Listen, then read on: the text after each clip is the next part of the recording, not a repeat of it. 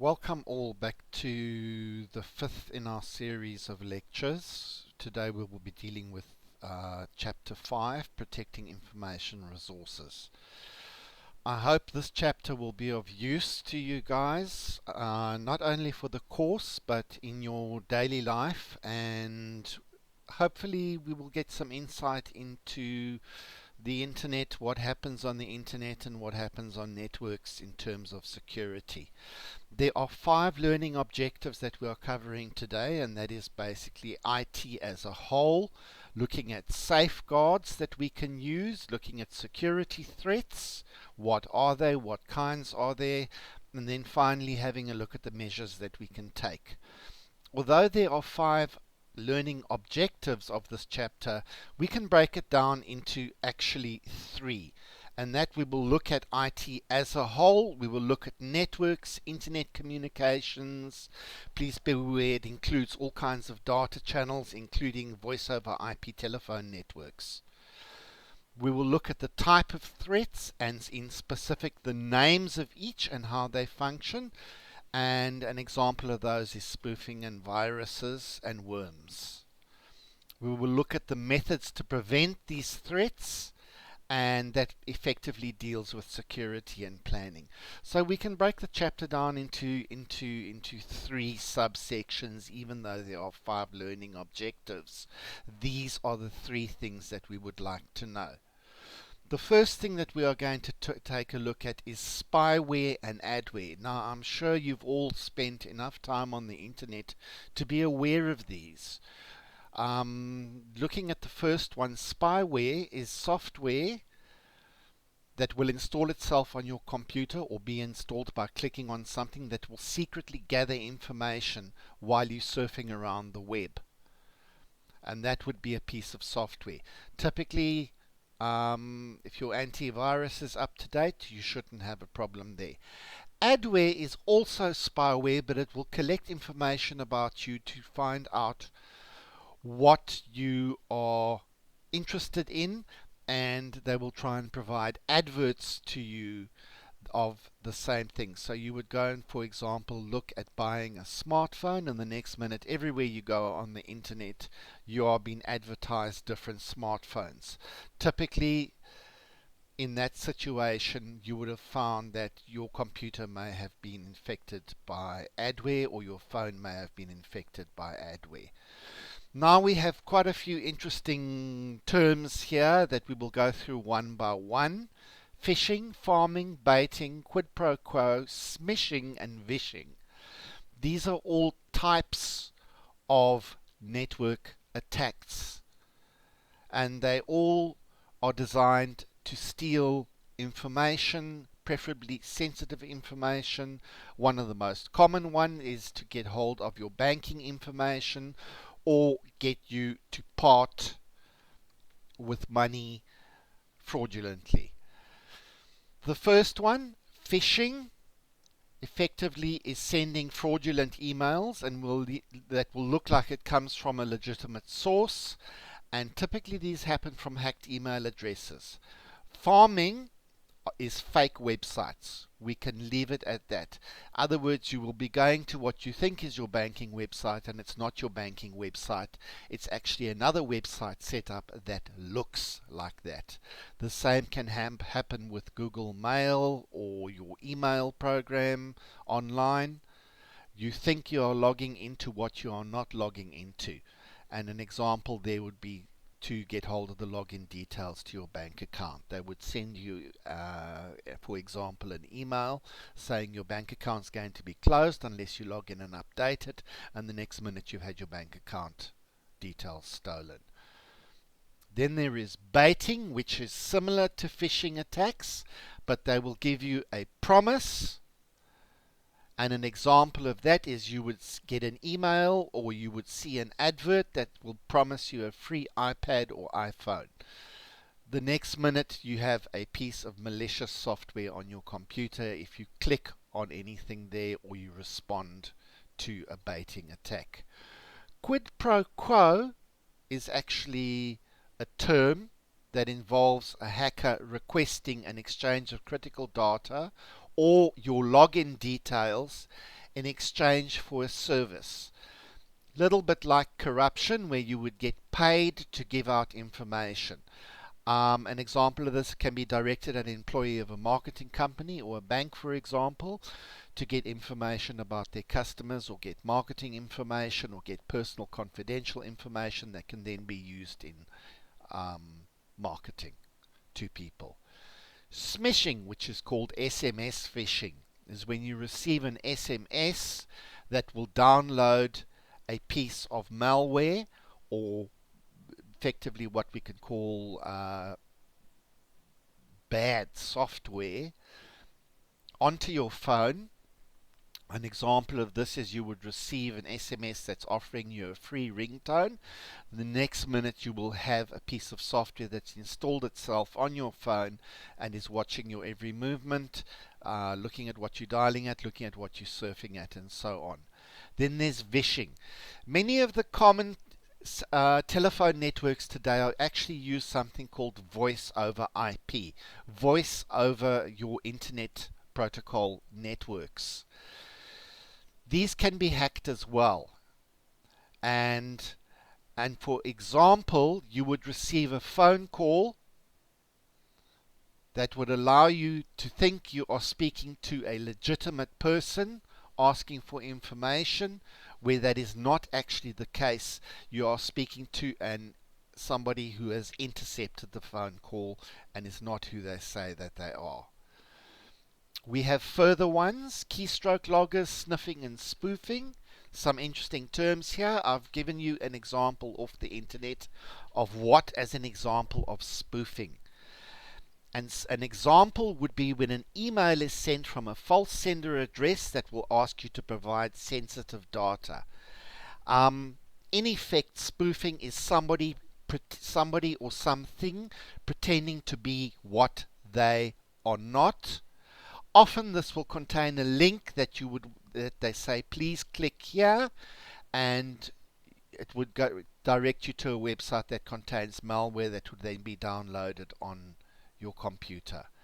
A keystroke logger is exactly what it says it does. It will intercept your keyboard, typically called a keystroke logger, and it can be installed on hardware, software. They can track use of your email, your internet, everything that you type. In other words, it will literally log every single key press that you've made on your keyboard, and by examining that information we can get passwords and so on. Sniffing is capturing and recording of network traffic, where you would use a piece of software, you would plug it into the network, and you would actually attempt to intercept the network traffic. One type of attack is called a man-in-the-middle attack, where I will intercept a network and two people are having a conversation and they both think they will be speaking to each other, when in fact they are both speaking or typing information to me, and that is known as a man-in-the-middle attack.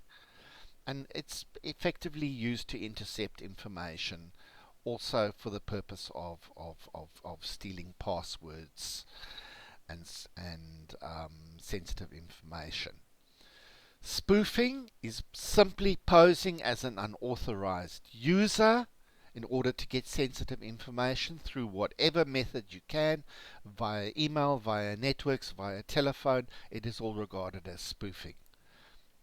It can also happen when an illegitimate program or application poses as a legitimate one.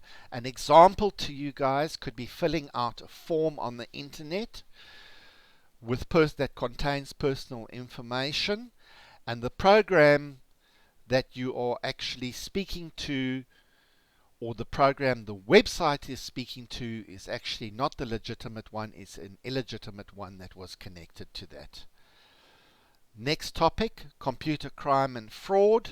Fraud, we all know what that is, and it is the unauthorized use of a computer and data for personal gain of any kind. Okay, the next section that we're going to move on to contains a whole lot of different types of computer crimes. So we've looked at the IT security as a whole. Now we are going to look at the specific types of crimes that can occur and their names.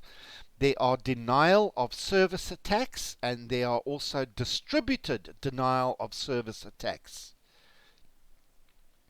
That is when you would attempt to overload a web server, for example, so that nobody can access it. Denial of service attacks are still very common on the internet. If you find you go to a website and you just cannot seem to log on, that website could be experiencing a denial of service attack. And the objective is to overload the web server with requests so that it cannot respond to its legitimate customers.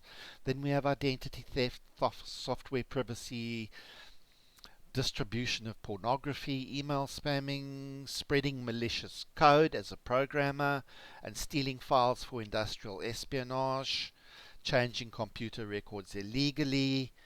You could have hoax viruses that aren't actually viruses, but it is leading you to think that it is. Sabotage, and then holding a firm's critical data for ransom. An example is ransomware, and a very recent one that happened is you would receive a phone call from somebody posing to be from Microsoft saying that you need to update your computer. They will give you directions over the phone where you download a piece of software that will then encrypt your hard drive. They will then ask for money in order to give you the decryption or unencryption code. Very common today. Looking at computer and network security, and we are looking at our basic safeguards. What can we do to keep a network safe? And this is such a broad topic that I would like you to research any and all of these terms that appear in this section. Please research for me, Google it, Google the terms, see what you come up with, and you will find out some rather interesting information. The first one that we would like to have a look at, and these are guidelines to computer security, so they are how would you safeguard your network, is known as the CIA triangle. We have a diagram of the CIA triangle. It involves three components: confidentiality, availability of the information, and integrity of the information to make sure that it is not corrupt. This is a security model created to guide you within a company using these three elements to ensure that your security policy is accurate and effective.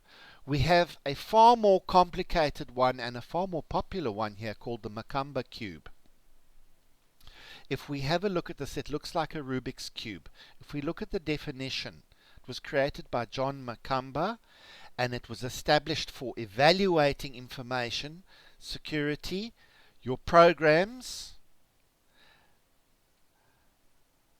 and it is effectively a security model, and it is depicted as a Rubik's Cube.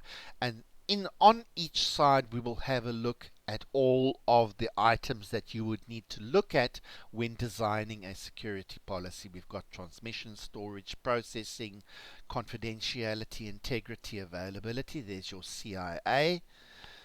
Then we have the human factor, policy and practice, and then finally technology. So one would take into account all of those factors when looking at your safeguards and designing a security policy. Then we have the next one, which is the levels of network security. Fairly straightforward. There are 6 levels of network security when designing a policy. Identify your access points. Understand what your normal network traffic looks like. If something strange happens, you will be able to, and you are a network admin, you would be able to react to that, saying, hey, possibly we have a hacker on the network. Ensure that your tools, your security tools that you use are not hackable. Use firewalls. Split up your network. An example of that is at CPUT, where we study. The lecturer network and the student network are completely separated. They are not joined in any manner. We only connect to each other effectively over the internet. and use next level high-tech security tools. Intentional threats.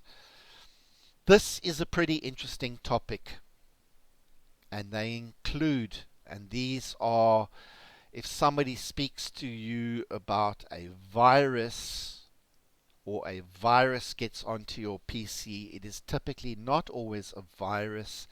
It can be one of any of the following. The first one is the actual virus, which is a piece of code that would sit on your computer and cause damage or harm. We also have worms, which are viruses that can spread themselves across a network. It's called a self-propagating program. One day you just find it on your computer, and it can be triggered by a specific time and an event. So that is the definition of a virus. Virus, generally you would have to click on correction. A worm is an independent program that will spread itself on its own, and it will just get into your computer if you're not using antivirus software. Trojan Programs is a piece of software that is hiding inside another, and you would download, for example, something to clean up your hard drive, and inside there would be a virus. So it would be one program hiding inside another program.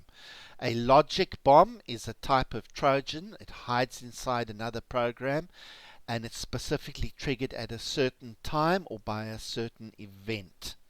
And then, for example, on a specific date, it can trigger and cause chaos on the internet. Backdoors are generally built by programmers, and it allows them to leave a way to sneak back into the system later after it's been sold and distributed to a customer. Then we have blended threats that can combine any of these. Denial of service attacks, which I have already explained earlier on, is to flood a network or server with service requests which will prevent your legitimate users from gaining access. So if you try and gain access to a website and you receive typically what is called a 404 error or website not found, sometimes you will receive database errors. The website is not responding to you. It could be under a denial of service attack or a distributed denial of service attack, which comes from several areas at a time. Then you have botnets, which are networks of computers, and the Internet of Things, which are often sensors or devices that are connected to the Internet that is infected with malicious software without the owner's knowledge. We also have, remarkably, telephony denial of service attacks, where they will deliberately bring down your phone system. It could be a disgruntled employee. It could be somebody just trying to cause mayhem. A very interesting one, and I think the one that you will be most familiar with, is social engineering attacks. These use people skills to trick others. In other words, somebody will use your emotions or your likes, your dislikes, your fears to trick you into revealing private information. Common social engineering techniques are dumpster diving. Somebody could go through your dustbin to find personal information. Shoulder surfing, looking over your shoulder and see what you're doing and see what password you type in. An example of that could be somebody standing behind you at an automatic teller machine, an ATM, and they actually see the password that you type in. They trick you into giving you the card, and they've got the password. Tailgating is asking somebody for access to a restricted digital space and receiving that access. It's called tailgating. And scareware, I think, is self-explanatory. Your account will be closed down unless you click on the following link. Please be aware of these. We often come across these, and we often just call them simply a scam. People will ask each other, what do you think of this email? And everybody will say, no, be careful of that one, it's a scam, and that could be any of the social engineering attacks. The next one, pretexting. The most common example is when somebody will phone you pretending to be the CEO and ask you for relevant information or confidential information, and you think you're talking to the CEO where you're actually not, and that is called pretexting. Security measures and enforcement. We are now moving on to the third section that I mentioned, and these are components of a comprehensive security system. And these include biometrics. Biometrics is any element that is unique to a person, and it can be that cannot be stolen, lost, copied, or passed on to others. And that includes your fingerprints, facial recognition, the shape of your hand, palm prints, scanning your eyes, signature analysis, even vein analysis, and voice recognition. Banks currently in South Africa, some of the banks are even using voice recognition to do a security check that they are actually speaking to the correct person. Then we have non-biometric, which does not deal with people. There are three main ones, and they are callback modems. That is a bit old in terms of a term, but it would be you would phone in, you're working remotely, you would phone into the company and it would phone you back. Then we have firewalls, which is going to be described just now. It's a piece of software that protects hackers from getting into a company or a personal space. And then intrusion detections, also known as IDS, that will tell you there is unusual activity in your network or on your computer. First definition, firewall is a combination of hardware and software. So basically what we're talking about is a server that will act as a filter between the outside network and the inside network, and it will block anything that looks suspicious according to a rule. We have different types of firewalls. You do not need to know the details of the different types of firewalls, just that the three different ones exist, or three common ones exist. That is packet filtering, application, and proxy. Proxy means on somebody's behalf.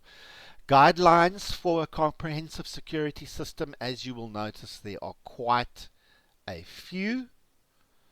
So when you design a security system, you would want to have the following in place: a security committee, a security policy. Everybody needs to be aware in the company.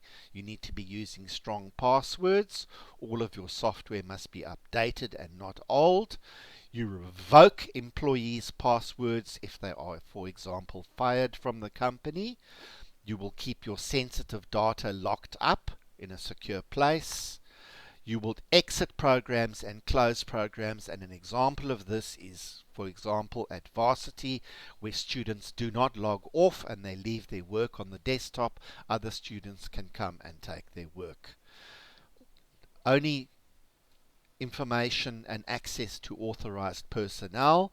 You can compare your communication logs with what you have been billed and see that the two reconcile. Install antivirus and firewalls. Use only licensed software and not software that is illegitimate or that you have obtained illegally, because it does not get updated and you are unable to update it.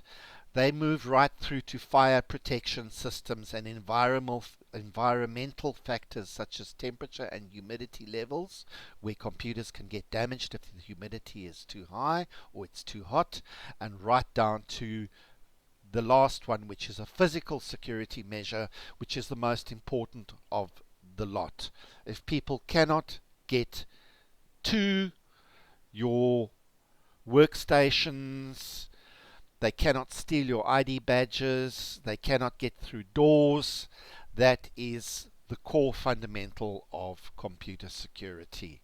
So if you have a look at this, there are quite a few guidelines for a comprehensive security system. Yes, you would want to know what each of these are when setting up a comprehensive security system. Then we move on to something called business continuity planning. How to keep the business going if an attack should occur, if a virus should get onto the network, if any of the above that we have spoken should happen. What do we do? It is a reactive measure generally.